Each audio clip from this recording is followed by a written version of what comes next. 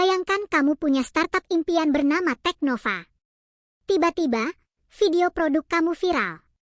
Duar. Pesanan meledak.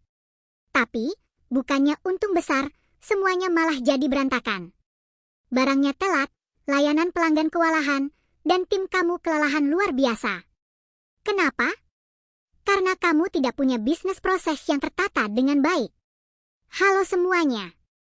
Selamat datang kembali. Hari ini kita bakal bedah tuntas modul 1 Universitas Terbuka Kegiatan Belajar 1. Kita akan bahas konsep akademis ini jadi lebih asyik dan praktis. Sebelum kita memperbaiki Teknova, kita harus pahami konsep dasarnya. Apa bedanya organisasi dengan bisnis? Menurut modul 1 UT, organisasi itu pada dasarnya adalah sistem terstruktur di mana orang berkumpul untuk mencapai tujuan tertentu. Contohnya perusahaan nirlaba, yayasan amal, kelompok politik, atau layanan sosial. Tapi kalau bisnis, ini adalah entitas yang terlibat dalam kegiatan komersial, industri, atau profesional untuk mencari nafkah, seperti Apple atau Walmart. Dan pastinya, setiap bisnis butuh struktur hukum. Pertama, kepemilikan tunggal. Sangat simpel, dimiliki satu orang, tapi risikonya personal karena tidak ada pemisahan hukum.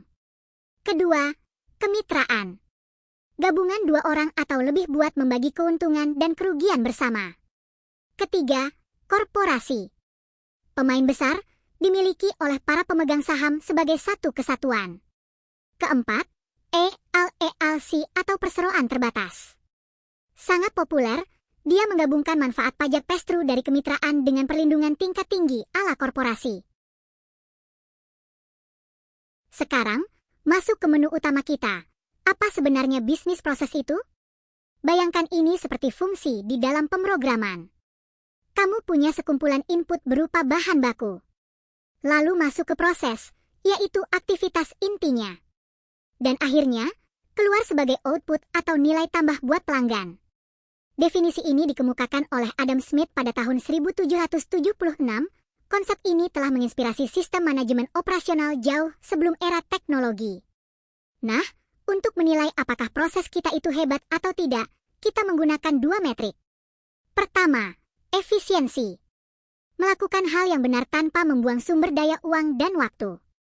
Kedua, efektivitas. Mencapai tujuan yang tepat untuk memberikan nilai keluaran yang tinggi kepada pengguna akhir, misalnya produk berkualitas tinggi. Faktanya, proses bisnis ini sedang terjadi sekarang di setiap departemen. Di tim akuntansi ada proses mengelola hutang. Di HR ada proses orientasi. Di departemen IT ada prosedur pemulihan bencana. Dengan memperhatikan hal tersebut, kata kunci dari bisnis proses adalah sebagai berikut. Pertama, interlocking activities, artinya fungsi-fungsi saling bekerja sama dan terintegrasi. Kedua, across organization, aliran informasi terjadi lintas area kerja secara horizontal. Ketiga, predetermined goal, dirancang untuk mencapai sasaran. Dan keempat, customer needs, tujuannya diarahkan sesuai keinginan pelanggan. Tapi rahasia utama yang bikin bisnis bisa membesar adalah, tidak boleh ada departemen yang bekerja sendirian di dalam silo fungsional. Di dalam perusahaan, kita bergantung pada 5 proses inti untuk menjaga semuanya tetap berjalan. 1. Manajemen proyek. Tindakan penyeimbangan mengordinasikan semua aktivitas. 2. Manajemen SDM. Mengelola aset paling berharga, yaitu orang-orang berbakat. 3. Akuntansi dan keuangan.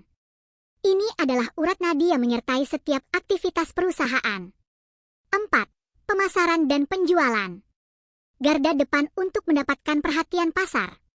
Dan 5. Pengembangan bisnis. Seperti proses meta untuk membawa bisnis ke tingkat berikutnya melalui perencanaan jangka panjang. Kenapa repot-repot melakukan analisis proses bisnis? Menurut Hatton, ada berbagai manfaat luar biasa. 1. Mengurangi pengeluaran dan risiko operasional. 2. Mengurangi human error. 3. Meningkatkan efisiensi dan produktivitas. 4. Membuat perusahaan lebih fokus pada pelanggan. 5. Menjembatani kesenjangan komunikasi. 6. Manajemen waktu yang lebih baik. 7. Adaptasi teknologi baru secara optimal. 8. Memperjelas kebijakan dan aturan tata kelola. 9. Mengidentifikasi penghematan biaya secara eksponensial. Selain itu, kapan sebenarnya kita harus menerapkan analisis ini? Analisis digunakan jika organisasi baru saja mengadopsi teknologi baru yang kurang dimanfaatkan, atau saat terjadi pergantian karyawan yang berulang di satu area. Mari kita ambil contoh proses pemasaran konten. Jika tidak ada analisis, konten akan jadi kekacauan. Analisis membaginya menjadi 7 langkah rapi. Penulis membuat draft, pemasar mencari influencer, editor mengoreksi, perancang membuat gambar, penulis memperbaiki masukan, pakar SEO mengoptimalkan artikel, dan akhirnya pemasar menjadwalkan promosi. Semuanya jadi sangat terstruktur. Tanpa analisis, manajemen bakal buta terhadap kapasitas aslinya. Ketidakefisienan bakal bikin biaya membengkak. Makanya industri punya 2 metodologi utama, Six Sigma dan Lean Six Sigma. Lean Six Sigma sangat menarik karena dia adalah pendekatan kolaboratif yang fokus menghilangkan tugas dan sumber daya yang tidak memberikan nilai, sambil mengoptimalkan alur kerja sampai benar-benar lancar. Dan inilah salah satu tujuan akhirnya, otomatisasi. Banyak banget tugas manual yang bisa dioptimalkan. Misalnya, di proses rekrutmen, kita pakai algoritma buat filter keyword CV secara otomatis. Di dukungan pelanggan, kita gunakan AI chatbot yang standby 24 jam. Dalam manajemen proyek, kita buat dashboard pintar yang update secara real time. Dan untuk media sosial, penjadwalan otomatis yang memposting ribuan konten tanpa celah. Ini benar-benar membebaskan karyawan dari beban tugas yang menyita waktu. Kalau kamu masuk ke dunia korporat, kamu akan sering mendengar singkatan ini. BPM atau Business Process Management, itu payung besarnya. Metodologi pemeriksaan ulang terus-menerus. BPI atau Business Process Improvement, itu spesifik meningkatkan satu alur inisiatif. Nah, BPE atau Business Process Analysis, itu adalah langkah awalnya. Di BPE, kita mendiagnosis masalahnya dulu. Kita sangat bergantung pada alat diagram visual seperti BPMN atau SIPOC. Ini ibarat melakukan röntgen pada bisnis kamu untuk melihat sebelum dan sesudah perubahan. Kalau besok bos menyuruh kamu jadi analis, ikuti saja 5 langkah ini. Langkah pertama, definisikan prosesnya. Pilih yang paling kritis, mulai dengan diagram. Langkah kedua, ukur. Tinjau dan buat metrik KPI yang mengukur efisiensi versus efektivitas. Langkah ketiga, analisis. Jalankan analisis nilai, analisis kesenjangan, atau root cause analisis untuk mencari akar masalah. Langkah keempat, perbaikan. Buat rencana baru untuk merancang ulang proses. Dan langkah kelima, pengendalian. Tetapkan parameter untuk memantau perubahan tersebut di masa depan. Biar kebayang, mari kita lihat contoh lain implementasinya di dunia nyata.